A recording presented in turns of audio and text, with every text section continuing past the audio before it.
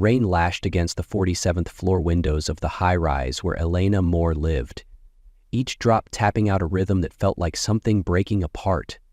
She stood still, 9 months pregnant, her hands cradling her belly as she stared down at the glowing lights of storm-drenched Chicago. But inside her, something fiercer than the storm was building. The cold silence of a man she once believed was her forever. "I have to go," Christopher Hale said, his voice flat like a quarterly report. "If anything happens, call the driver. I can't miss tonight." Tonight, his big acquisition gala for his expanding hotel empire. Tonight, when the first contractions had already begun to tighten around her body, he turned his back and walked out of the luxury penthouse he once promised would be their home. Elena didn't move. There were no tears, just a quiet collapse. She knew, deep in her bones, that this moment would divide her life in two. Before this night, and everything after. A single thought bloomed in her mind, like a vow. When a woman is abandoned at her lowest, will she break, or will she rise so powerfully that no one recognizes her again? The rain was still relentless as Elena stepped into the waiting black SUV parked beneath the building. Beside her sat the woman who had served the Hale family for over 12 years, a loyal, aging nanny named Maria. Her wrinkled hand clutched Elena's tightly, offering not just support, but silent, maternal worry. Last contraction was only 6 minutes apart, Maria said, her voice hoarse with concern. Elena didn't reply. She only nodded, turning her face away to hide the sting of another kind of pain, one she no longer expected Christopher to soothe. Any fragile hope that he might show up had died hours ago, buried with the last of her illusions.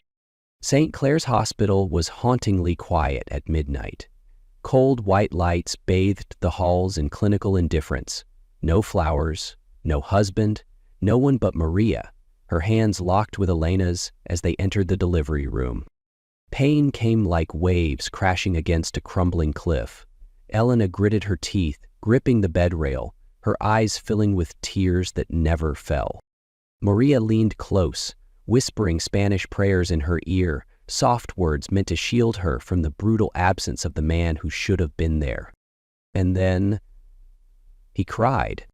"Congratulations, a healthy baby boy," the doctor announced, lifting the slick newborn into view. Elena collapsed backward, trembling, breath ragged, her arms reached forward. "Leo," she whispered, the name she'd carried with her for 9 months. "My son." At that moment, she wasn't abandoned. She was a mother. And that was more than enough. Later, when the room dimmed and nurses retreated, Elena signaled to Maria. "Bring me my phone," she said. "Do you want to call, Christopher?" Maria asked quietly, a last thread of hope in her voice. Elena shook her head. "No, I'm recording the truth." She turned on the camera. Her face was pale, her hair wet with sweat, eyes hollow from pain and exhaustion.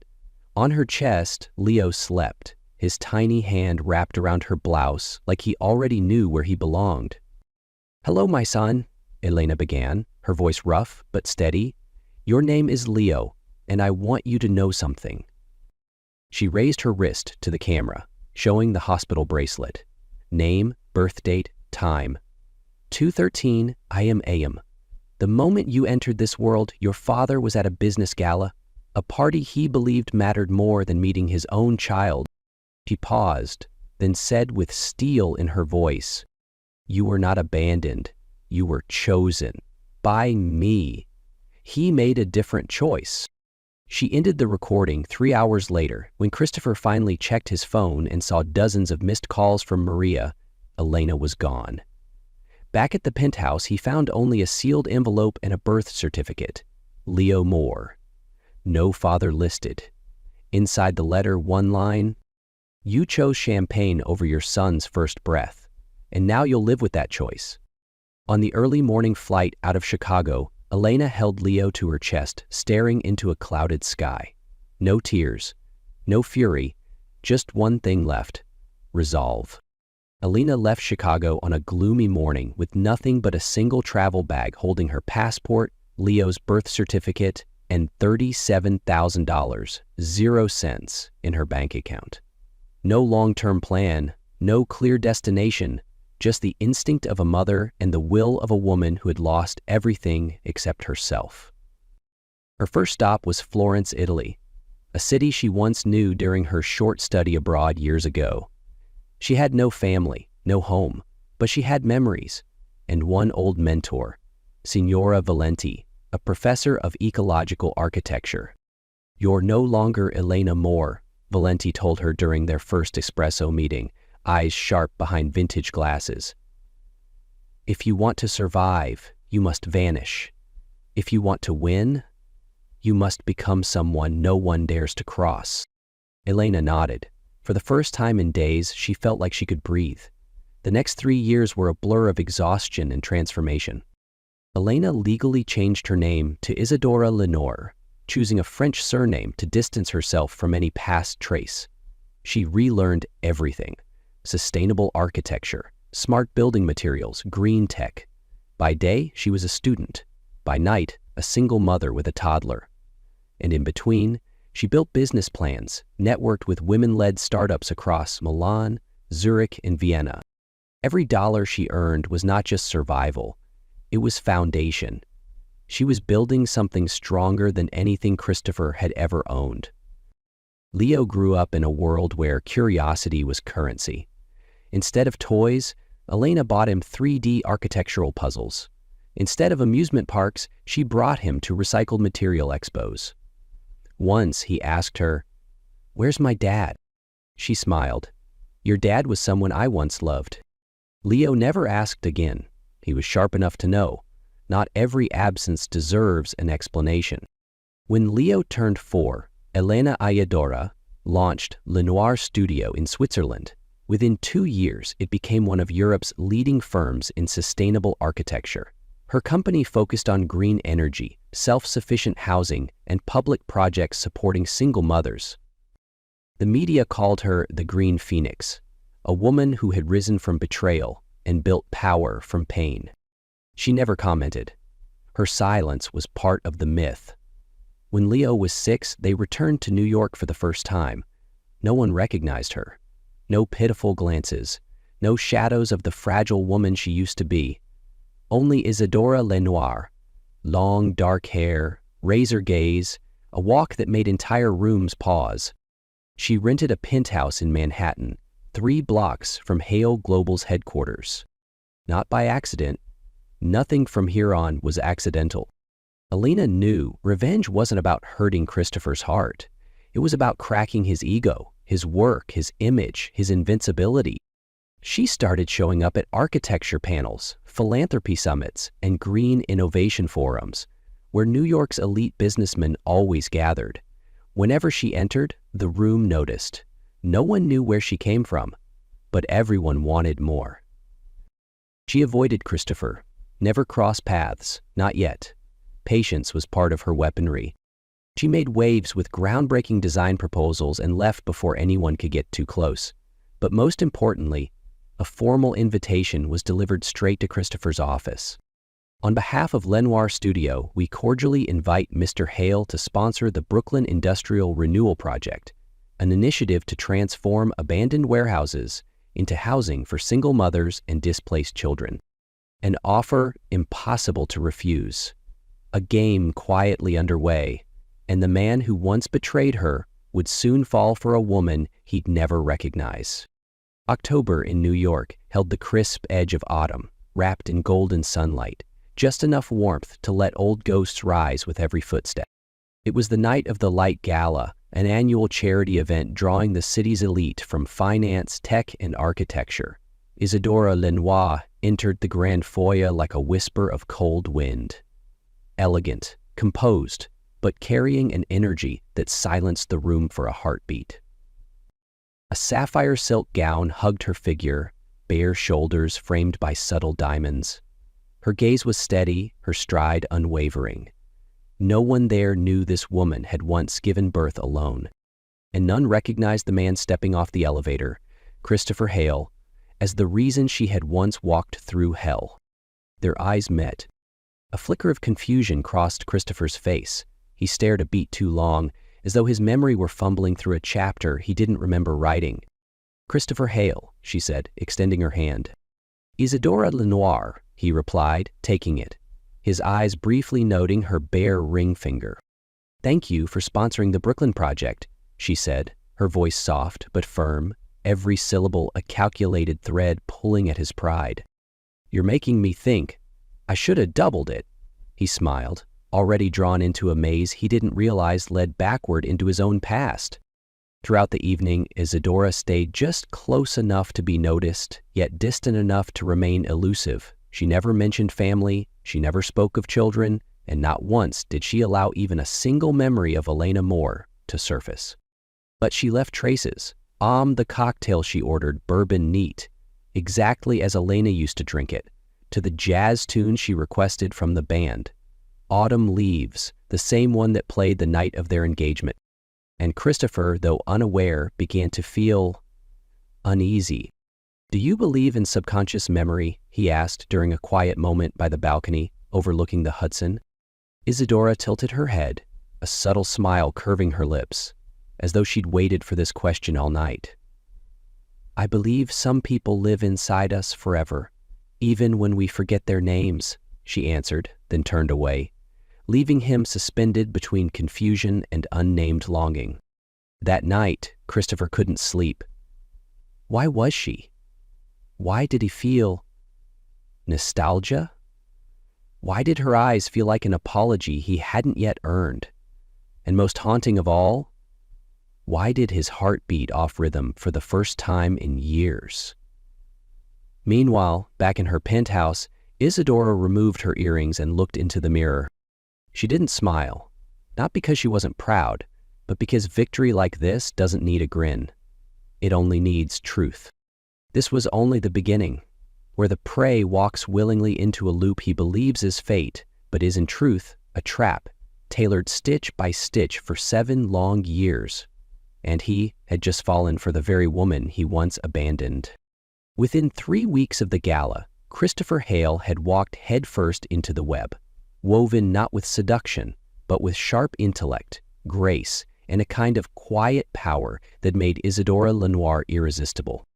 They had coffee in Soho. They talked about sustainable architecture, urban renewal, and the role of women in public design. They didn't kiss. They didn't touch. And that drove Christopher mad. He was used to women chasing him, predictable, eager, dazzled by his empire. But Isadora didn't need him. And somehow, that made him need her more. "You're unlike anyone I've ever met," he told her one evening on the rooftop of the Gramercy Hotel. Isadora looked into his eyes, her smile cryptic. "So does that make me memorable or dangerous?" Christopher laughed, but deep down he knew this was no longer his game. Soon, Isadora was invited to consult on the Brooklyn Project, formally added to Hale Global's Design Advisory Board, entirely at Christopher's suggestion. She attended meetings, presented strategies, and sketched blueprints for community spaces. "She blends environmental innovation with human empathy," one board member praised. Christopher said nothing. He just watched her, unsure whether he was admiring or being dismantled. Behind the scenes, Isadora infiltrated Hale's smaller subsidiaries, using anonymous shell companies to acquire minor stakes, disrupt cash flows, and delay projects. It wasn't fast, it wasn't loud, but every move was deliberate, timed, untraceable. And Christopher was too distracted, falling in love. On a trip to Vancouver, they toured a biosustainable home. Rain pattered on the glass roof. Christopher reached for her cheek. "I don't understand this," he whispered, "but I don't want to let it go." Isadora smiled slowly. "Sometimes the things we don't understand are the only things that are real." And that was their first kiss, measured, electric, a kiss between a man unknowingly refalling for the woman he once left behind. She took him through places wrapped in old memories, but cloaked in new names. Lunch at Quincy, the new restaurant where their first Italian date once stood, a jazz bar playing Moon River, their wedding song. a quiet walk past St. Clair's Hospital. "I came here once," she said, "on a rainy night, a night that changed everything." Christopher froze. He said nothing, but something inside him cracked. The turning point came at a gifted children's science fair, where Leo waited. 7 years old, calm and brilliant, Leo stood beside a self-powdered generator. Christopher, walking alongside Isadora, noticed the boy. Those eyes, that face. "You built this yourself?" he asked. "With my mom. She's really smart," Leo replied. "Where is she?" "She's right there," Leo pointed at Isadora, standing quietly nearby. Christopher turned, and for the first time he saw himself in another face. His chest tightened, his throat closed. He said nothing, and Isadora offered no explanation. She let the silence say everything. That night, Christopher sat at his desk and opened the old wedding folder he hadn't touched in years. There she was, Elena Moore. He stared at the photo, and Leo's face appeared again in his mind. And for the first time, he didn't feel confused, he felt afraid. Afraid that he had just fallen in love with the woman he once broke, and that she might never let him recover. But blind love has never been forgiveness, and the truth, when carefully crafted, doesn't need to speak loudly. It only needs the right moment to destroy. And that moment had arrived. That night, all of New York turned its eyes to the Waldorf Astoria, where the prestigious Legacy Ball was being held, an annual philanthropic gala hosted by the Hale Foundation. Christopher arrived in a perfectly tailored tuxedo, carrying a platinum engagement ring custom-made for Isadora Lenoir. He planned to propose during the peak of the evening. Rumors had already leaked to the press. CEO Hale to propose to mysterious architect shaking up NYC. He had no idea he was walking into the stage of his own undoing. Isadora arrived 15 minutes late, like a queen who knows no one dares begin without her. Her black metallic gown shimmered under the chandeliers, commanding every glance.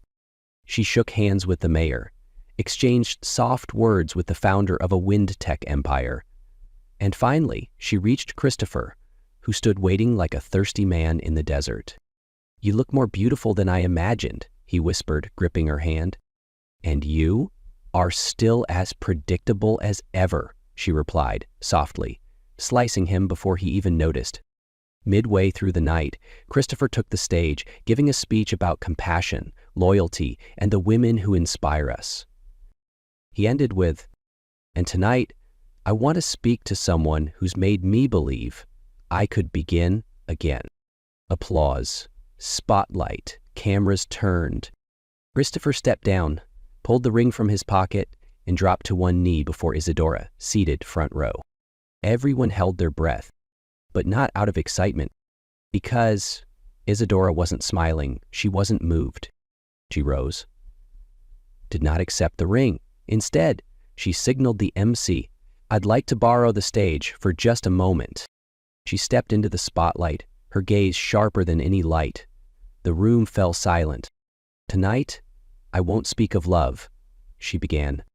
"I'll speak of choices, of a rainy night, and of a child born while the man who should have held him chose wine and $1 million contract." Gasps, whispers. Christopher froze. Behind her, the LED screen lit up. The video played. A shaky camera, shallow breaths, hospital sounds. A pale woman holding a newborn. "Your name is Leo, and I want you to know your father chose not to meet you the day you were born." The bracelet on her wrist read 2:13 a.m.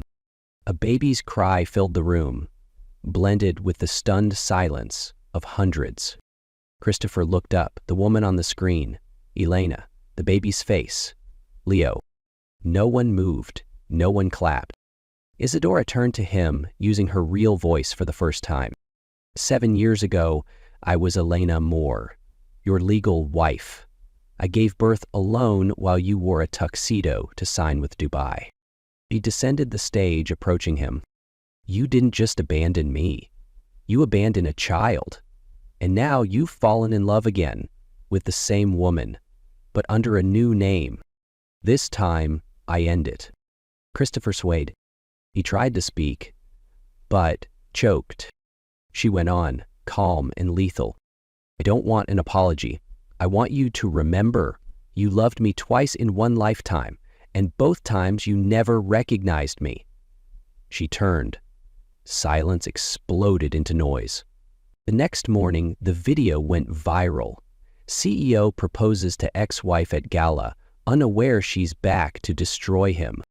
Isadora Lenoir, revealed as Elena Moore, woman he abandoned during childbirth. Hale Global stock plummeted 34%. Corporate ethics committees launched probes. Investors pulled out. The board held an emergency meeting. Christopher was forced to step down. Isadora left New York a week later, without a trace. She took Leo to Switzerland, where he began his next term at a top international school.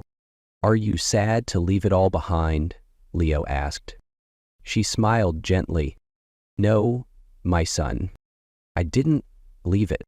I ended it. Since the night of the fateful gala, Christopher Hale vanished from the headlines but remained a whispered name in the back corners of business gossip. Filed under the fall of the untouchables. He resigned from Hale Global's board. All personal projects were frozen. Investors, partners, even old friends distanced themselves, as if they'd never known the man once called the Midas of international real estate.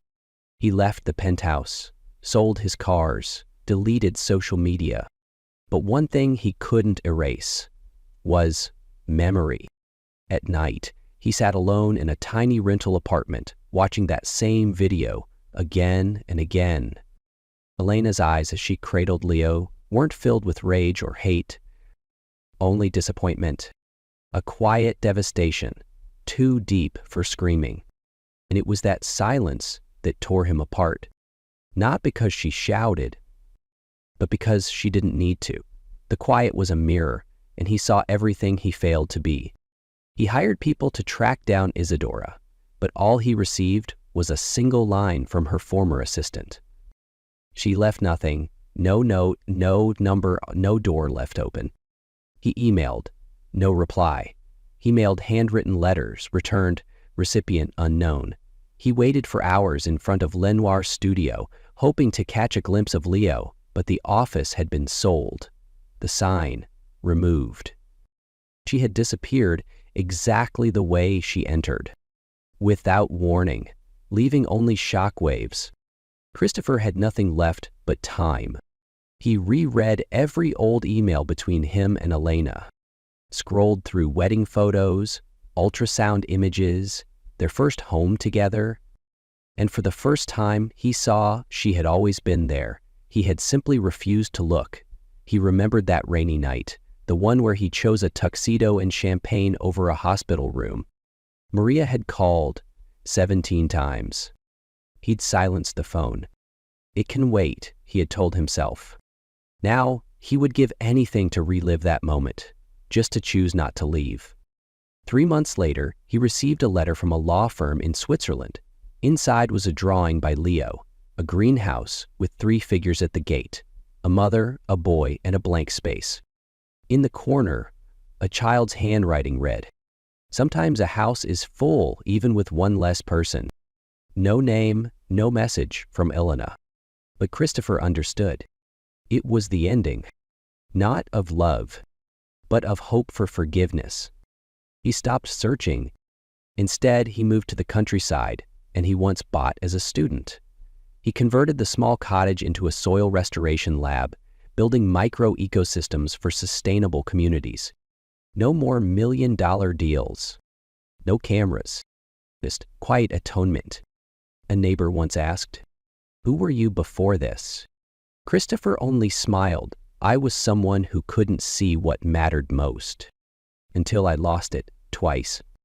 And far away, in a peaceful Swiss village, Leo rode his bike along the lake, laughter in the air. Elena, now fully Isadora, stood in the sunlight, watching him with calm eyes. A woman beside her asked gently, "You're not going back? Not even to give him a second chance?" Isadora answered without hesitation, "Forgiveness isn't an obligation, it's a choice. And I've chosen peace over pity." She turned. The wind caught her hair, but her gaze never wavered. Forward, never back. 2 years had passed since the night she exposed the truth under unforgiving lights, and Elena, now fully Isadora Lenoir, was no longer a public name. She declined every interview, turned down book deals, never stepped onto a stage to accept any Inspiring Woman awards. She disappeared from headlines as if silence itself was the greatest gift she gave herself, and perhaps the only true response to a past that once screamed to be heard. Isadora now lived in a small wooden house nestled in the Appenzell Hills of Switzerland, where seasons changed clearly, wildflowers bloomed along streams, and Leo's laughter echoed across the meadows each afternoon. She no longer ran Lenoir Studio daily. The company had been passed to a new team of young women leaders she'd trained herself. She spent her days writing about healing architecture and teaching small retreats for women recovering from heartbreak. She no longer spoke about revenge. She spoke about survival, rebirth, and most of all, choosing to move forward. And in that chapter of quiet rebuilding, she met Marcus Chen, a wildlife photographer from Taiwan who had come to her village to capture rare birds of the Alps. At their first meeting, he asked, "Do you smile often?" She replied, "I forgot how." He said, "Then I'll learn how to help you remember." He knew nothing of her past, nothing of the empire she once rattled, nothing of her marriage, her child, her scars. And for the first time, Isadora didn't want to explain. Not from shame, but because she understood. Real love doesn't require a debt. It only asks to be present. 1 year later, on a late summer morning, Isadora stood in a garden of white daisies, holding a wildflower bouquet. Leo ran to her, hugging her tightly, and whispered, "You're the prettiest today."